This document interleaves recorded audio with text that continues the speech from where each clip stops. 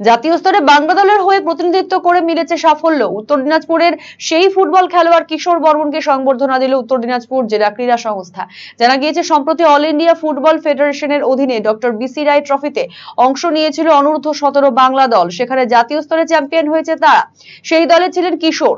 তিনি উত্তর দিনাজপুরের গর্ব। তাই শুক্রবার সেই কিশোর বর্মনকে রায়গঞ্জে সংবর্ধনা প্রদান করা হলো ডিএস এর পক্ষ থেকে।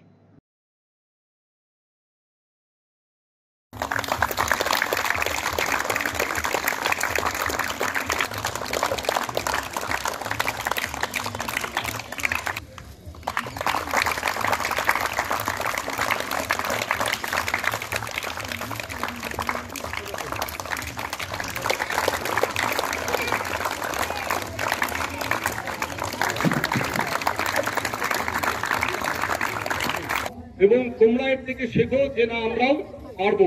অনেক কিন্তু তোমাদের মধ্যে আমি এখানে নাম বলছি, সেটা যদি থাকে আলটিমেটলি কিন্তু তোমরাও কিন্তু এই ছোট থেকে আমি ফুটবলের প্রতি খুব ভালোবাসা, ফুটবলকে খুব ভালোবাসতাম। তো তাই ছোটো থেকে ফুটবল খেলতাম। বাবাও ফুটবল খেলার ছিল, তাই আমি ফুটবলের প্রতি অনেক ভালোবাসা। তো প্রথমে ছোটো থেকে আমি নিজেদের মাঠে খেলতাম, ছত্রপুর মাঠে।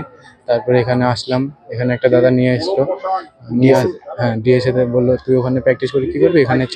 তো বললো তোমরা 22 তারিখে যাবে। 22 তারিখে গিয়েছি। তো 22 তারিখে প্র্যাকটিস করে যাওয়ার পরে 1 তারিখে গিয়েছি ওখানে। কোথায় খেলাটা হয়েছিল? খেলাটা হয়েছিল ছত্তিশগড়, নারায়ণপুর। খুশি এই সব? অনেক খুশি আমি চাই যেন আরো একটু উন্নতি হতে পারি। তোমার বড় হয়ে ইচ্ছে কি, স্বপ্ন? ফুটবলার, দেশের হয়ে দেখুন, আমাদের উত্তর দিনাজপুর ডিএস এর কোচিং ক্যাম্প থেকে উঠে আসা কিশোর বর্মন, আপনারা জানেন যে বেঙ্গল আন্ডার 17 ফুটবল দলে ছিল এবং এই বেঙ্গল আন্ডার 17 ফুটবল দল সদ্য সমাপ্ত ডক্টর বিসি রায় ট্রফি, যেটা অল ইন্ডিয়া ফুটবল ফেডারেশনের ট্রফি, সেই খেলায় ছত্তিশগড়ে হয়েছিল। সেখানে বেঙ্গল দল ন্যাশনাল চ্যাম্পিয়নশিপের অ্যাওয়ার্ড পায় এবং এটা আমাদের কাছে খুবই আনন্দের যে বাংলা আবার স্বমহিমায় ফুটবলে ফিরে আসছে জাতীয় স্তরে। এবং সেই যে বাংলা যে চ্যাম্পিয়ন হলো, সেই চ্যাম্পিয়ন দলে প্রতিনিধিত্বকারী কিশোর বর্মনকে আজকে আমরা উত্তর দিনাজপুর ডিএস এর পক্ষ থেকে সম্বর্ধনা জ্ঞাপন করলাম। জবর সেল হোসলা এবার এলো সেল, দারুন সেল, বিগেস্ট সেল। টিভিতে ডিল, মোবাইলে ডিল, ফ্রিজেতে ডিল, সবেতে ডিল।